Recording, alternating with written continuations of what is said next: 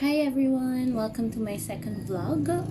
So we are going to learn accounting and bookkeeping for dummies. So it's the basic accounting formula and basic bookkeeping.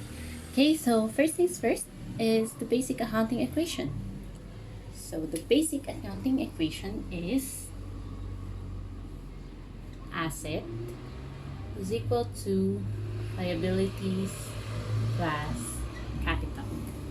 So A stands for asset, L for liability, and C is for capital. Um, Basically, asset is everything that you own, and then liability is what you owe from people, and capital is your cash outlay. So, let's say for example, you bought an iPhone from Globe. So usually there's a cash outlay. So for example, this iPhone is 20,000 and the cash outlay is 10,000. So your capital is 10,000, and then your monthly amortization would be, let's just say, 800 per month times 24 months. So you'll be paying it by 24 months. So how much is that? 800 times 24, that's 19,200. Sorry, I said 20,000 earlier, but I guess that's if you purchase it in cash. However, since you're going to pay it in monthly installments, and it includes load and stuff like that, so yeah, it's 19,200 plus 10,000. Your total assets would be 29. Right, 29,200. So this is your liability and this is your capital. Okay, so for you to be able to pay your liability, you would have to have a monthly income, correct? So we have what you call an extended accounting equation. So under capital, there is what you call income minus expenses. Well, actually, it's not under capital. This is how it looks like if we extend this equation. It becomes asset is equal to liabilities plus capital plus income less expenses. So the net income, so that's income less expenses, is equal to net income. This net income is added to your capital at the end of the calendar year or the fiscal year, whatever your company is using. But let's not dwell on that yet. Okay, what if your expenses is bigger than your income? Does that happen? Yes, it's happened. It's perfectly normal. We call it net loss.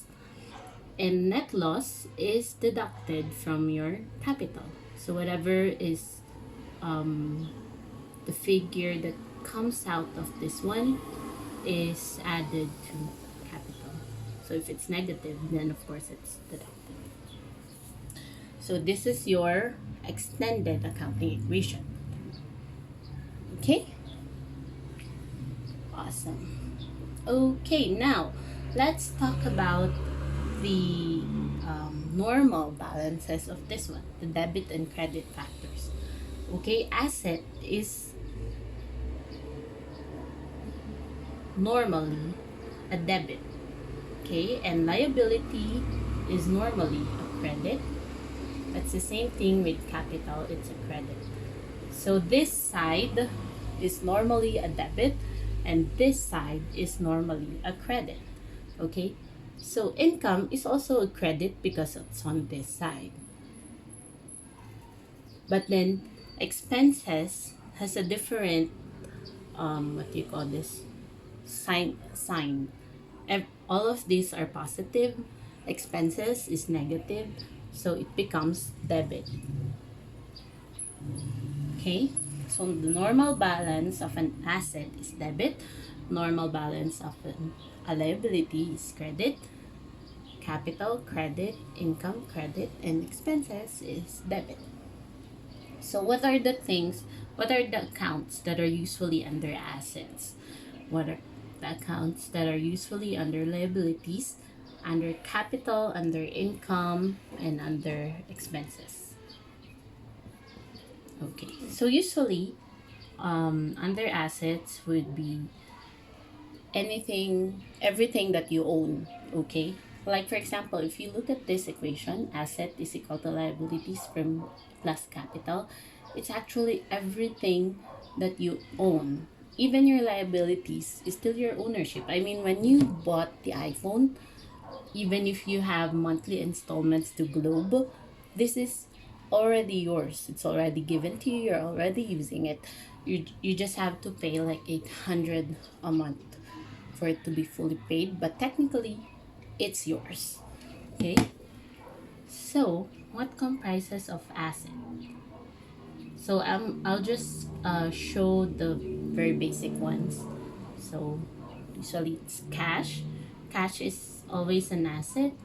Um, Accounts receivable. So everything that the people owes to you is your asset. Okay, what else? Inventory.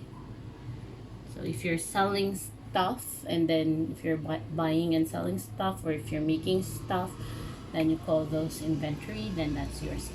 So these are short-term assets. Why is it short-term? Because usually it moves in less than a year. Okay, I mean inventory. It's as good as cash. Also accounts receivable. It's supposed to be paid within a year, unless you're a bank and you loan out the money. And then what else? So these are short term, and then we have long term assets. These are usually your PPEs. These are not personal protective gear, protective equipment. In accounting, it's property, plant, and equipment. Okay, so what's an example of this is the iPhone I just told you is an example of this. Why? Because it lives longer than 1 year. Okay, you won't dispose of it after a year. It's being depreciated. So computers, laptops, phones, etc. falls under this one. And then yeah, I guess that's the basic one. You can add land, building, and whatever. Okay, next, liabilities.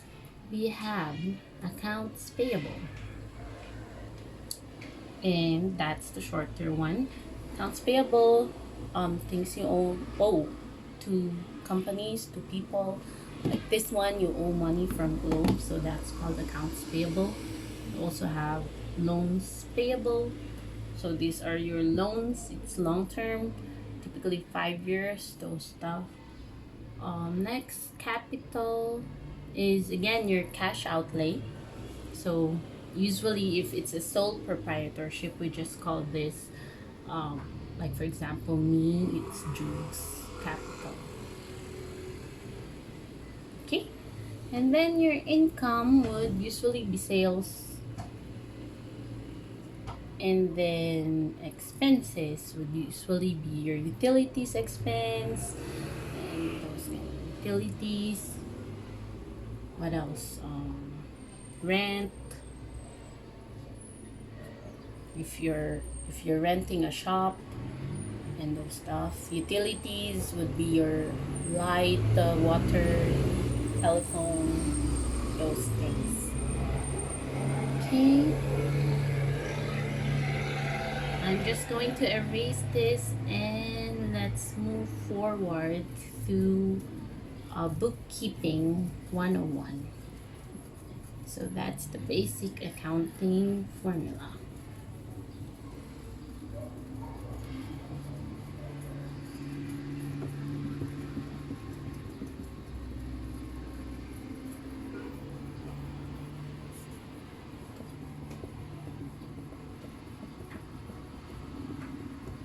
Okay, so um, journal entry. So when you bookkeep, you have a journal entry. So usually this is how it looks like.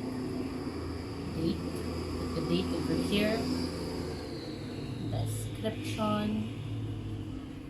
So this is the account, like the one I showed you earlier, if it's cash and stuff. This is debit, this is credit. Okay, so usually debit would be the value that you receive, and then credit is the value parted with. So debit, value received, what you got, and credit is value parted with.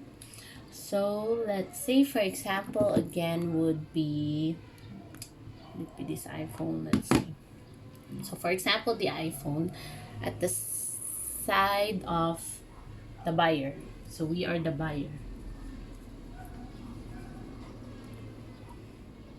Okay, so let's just say that on January 1, 2020, we purchased this iPhone. So our debit would be, what did we receive? We received an iPhone. So that I said earlier is part of PPE. So that's PPE. And then the debit would be 29,200 because that's the cost. And then we paid cash. Value parted with is cash. So that's cash over here.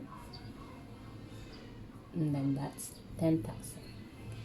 And then what again did we parted with? We also parted with accounts payable because we owe them. Okay, so that's 19,200. See? So for example, let's just say February 1, 2020. We're going to have to pay 800. So what did we receive? Actually, since we already received this, what we're going to do is the normal balance of our accounts payable is a credit, right? Because it's under liabilities. Now, since we're going to pay 800, let's do this first. Let's credit first cash because we're parting with cash, and that's 800. And then we have to deduct 800 from our accounts payable. That's correct, right? Because we don't owe them another 800 anymore. So that's debit AP because its normal side is credit, and we're going to deduct something from it. So that's going to be debit of AP 800, credit of cash 800. Okay, and so forth and so on. You will be at every time you pay cash on a monthly basis, you will be doing this every month. Okay, so on the part of the seller.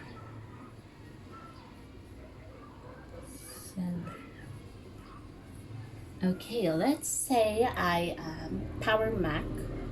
Yes, Power Mac, right. mm, and then we're selling, again we're selling the iPhones.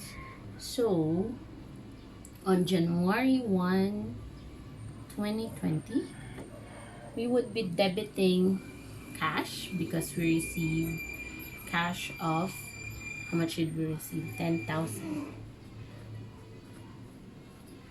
And then we would be debiting another, since they owe us 19,200, we would be debiting accounts receivable 19,200. That's also one thing that we received.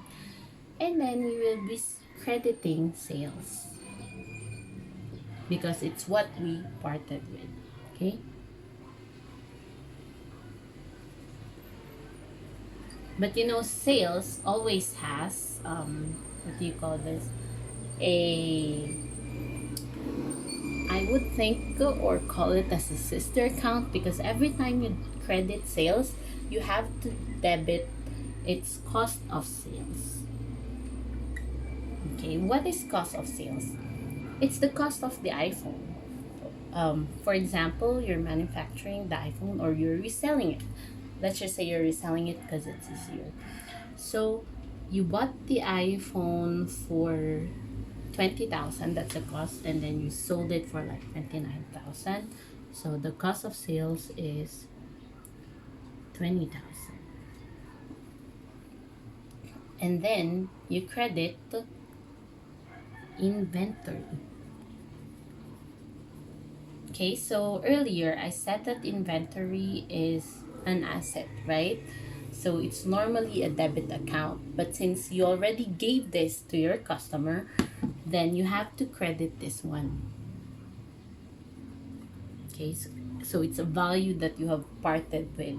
So you can compute the gross profit from this one, because sales less cost of sales is equal to gross profit.